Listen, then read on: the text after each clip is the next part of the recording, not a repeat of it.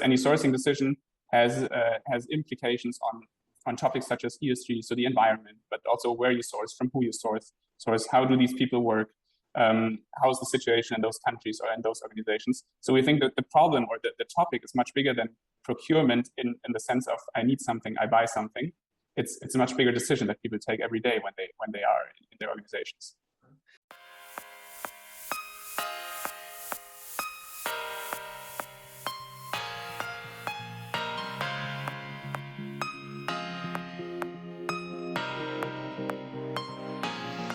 Hi, Henning. Thanks for taking the time. Henning, how are you feeling today? Hi, Rouven. Thank you very much. Thank you as well for taking the time. I'm doing very well. Thanks a lot. I hope you're doing good too. Absolutely. Thanks a lot. And also, congrats. We wanted to take actually this opportunity and introduce you to everybody. And maybe also talk about the biggest challenges in procurement, as there is so much going on currently. What do you think? Yeah, sounds great. Let's get started. I'm super excited about the news. Very happy that we're making it public today. And I'm super excited about the path we're going to take over the next years to transform the industry and to really make a change to this, in some parts, still legacy function. Excellent. Same here. That's why all of us at Cavalry are so thrilled to partner up with you. And getting started. First of all, Henning, please tell us, what does Lhotse? Yes, thank you very much. Well, Lhotse is, in our view, the modern cloud procurement solution. We want to rethink how procurement is working, because today, as we will discuss over the next minutes, there are a lot of inefficiencies in processes and how data, etc., is leveraged. With Lhotse, we want to enable organizations to source anything they need in terms of products and services as efficiently and effectively as possible. And that means for us with as little process as possible. As we all know, processes are a necessary evil. We need them. We need to align on processes. We need to make sure that things run smoothly in organizations, especially when they get big. But these processes take time and they cause inefficiencies as well. So we're rethinking them and we want to avoid them wherever possible. Awesome. We're going to speak about the inefficiencies in a minute. Before we go there, there are so many from the outside world, like sexy topics, like music or fashion. Obviously for you and us, we think procurement is the sexiest topic there is. Also, I think lots of CPOs do think so. But some may also consider it a bit dry. So what made you start Lhotse? Yeah, I think I have to tell a couple of sentences about that one. Our founding team, Jan, and myself, we have very strong ties to, let's say, German and European Mittelstand companies. I worked with a lot of them when I was still at BCG. Jan and Jan were both part of bigger companies as well. And we are strong believers in the untapped potential, in this immense potential that is untapped or hidden in those companies in Europe. So we have so many hidden champions, not just in terms of that they're hidden from maybe sometimes the public, but also in terms of efficiencies and improvements that those organizations have within them. And with Lhotse, we're actually on a mission to enable these organizations to capture this untapped potential. And procurement, to connect it to what we actually do today, is in our view the connecting factor. Almost any transaction that any organization does runs through this function.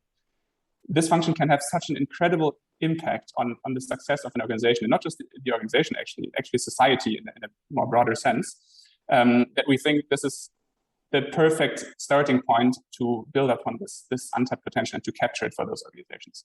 Not just financially, actually, but also in a broader sense for society, if you think this through, and for our planet in the end. Because any sourcing decision has implications on topics such as ESG, so the environment, but also where you source, from who you source, how do these people work, how is the situation in those countries or in those organizations. So we think that the problem or the topic is much bigger than procurement in the sense of I need something, I buy something.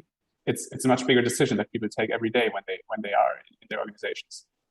I think it's fantastic, also that you take ESG that seriously. So again, that's what connects Lhotse and Cavalry.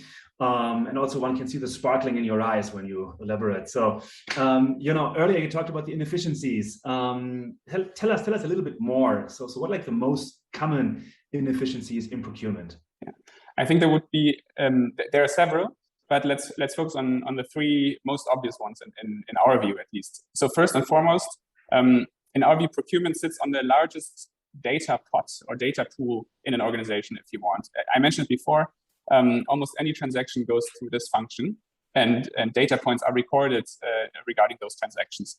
So the problem is no one's really making use of this data. Of course, the CPOs, they're doing their quarterly annual reviews on suppliers, and they make some strategic decisions for the next year or so, but they're barely embedded into processes. They're barely available at a point when they would actually be needed, namely when decisions are being made or when decisions need to be done. But still, we're usually, when we speak with customers, we're quite surprised of the quality of the data that they have. It's just more a problem of not making proper use of them and connecting the dots than of the availability of data at all. So that's the first one. Another one, in our view, quite important as well, is that the structures and the processes in most organizations are still somewhat old or from the past. They were set up the first time when procurement systems were being installed, when the function was set up, and they don't really resemble the requirements of a modern business anymore. Agility, flexibility, speed, oftentimes as well. And that already leads me to the third point, which is that the procurement function itself, just like other seemingly back office functions from the past, like compliance, for example, they're only waking up now to discover their strategic role in the organization. I mentioned it before, if you're in procurement, you can have such a big impact on the organization as a whole. Be it the supply chain, you pretty much can impact the whole supply chain of the organization. So this kind of this view of themselves, so how they see themselves and how the function is perceived internally, from being more like transactional activity towards a more strategic function that has this backing also internally from top management. This is one of the key challenges, and we're working towards it every day to change this and to enable procurement executives and procurement managers to fulfill actually those goals and to step in the shoes that are actually made for them. And how exactly do you do that, Henning? So what's your secret weapon? Well, I think, yeah, that's an interesting one, because we see so many tech companies emerge in procurement, but also outside procurement in other, let's say, functions that capture or that try to improve other functions in an organization. Most of them, in our view, look at data and processes as two separate topics. And that's also actually a lot of questions we usually get from investors. So are you more on the, let's say, analytics side, or are you more on the process execution side? And the answer is no, or the answer is both, because we turn this upside down. We don't think that you can see it in an isolated way. It's actually two things that belong together. And that's what a lot of companies, in our view, don't do, because it's the processes where decisions are being made, but it's the data that allow you to make those decisions. So you have to generally combine those two within each other to make good decisions in the process. And that's what we're building at Lhotse. We're building a super sleek B2B software solution that is actually loved by the users. This is something that is usually not in focus for B2B companies, to be loved by the users, but we think it's so important that the people that use Lhotse actually love to do so and don't see it as a necessary evil to do so, because it's part of their job. Awesome. Henning, a quick final question, because I know you have the next client already waiting for you. What are the next major milestones for you and the team? Yeah. So for us, building Lhotse is more like a continuous path on that which we're walking or running.